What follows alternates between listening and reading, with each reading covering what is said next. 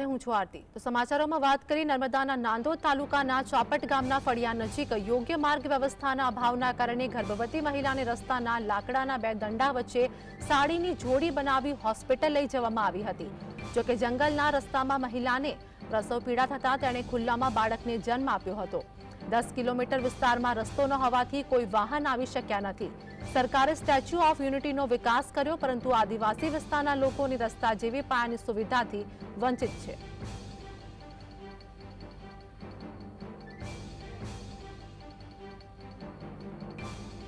જે તિલકડી ફળી છે, ગમન ફળી છે અને છાપટ ફળી છે।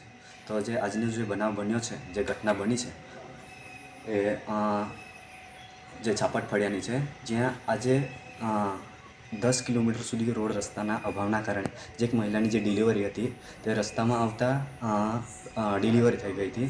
કારણ કે એવા કેટલાક બનાવ બને છે કે રસ્તાના અભાવના કારણે ત્યાં કોઈ વાહન વ્યવહાર જઈ શકે એવી કોઈ સુવિધા ન હોવાના કારણે રસ્તામાં જ આવતા ડિલિવરી થઈ ગઈ છે। તો અમારી જે માંગ છે એ રસ્તો બનાવી આપે ગામની અંદર, અને ગામની અંદર કોઈક આરોગ્યની સુવિધા મળે। ગામની અંદર કેટલાક બનાવો બને છે, એના પહેલાં કેટલાક એવા બનાવો બન્યા છે કે જે એક બહેનો છે એની જે ડિલિવરી રસ્તામાં આવતા થઈ જતી હોય છે, અને કેટલીક બહેનોની જે ડિલિવરી થતી હોય ત્યારે અમુક જે 2-3 મહિના પહેલાં ઘરે મૃત્યુ પામ્યા છે મહિલાઓ।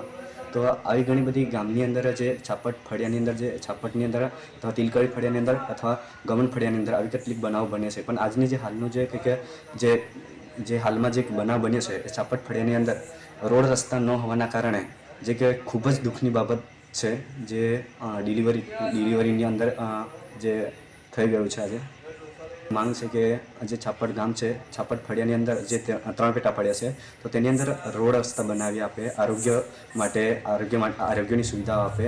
જે ગામની અંદર આવા કેટલાક જે સમસ્યાની અંદર જે કોઈકને જન્મ દાખલો પણ આપવામાં નથી આવતો, જે ઘરે ડિલિવરી થાય તે, તેમજ કોઈકને મરણ પ્રમાણપત્ર પણ આપવામાં નથી આવતું।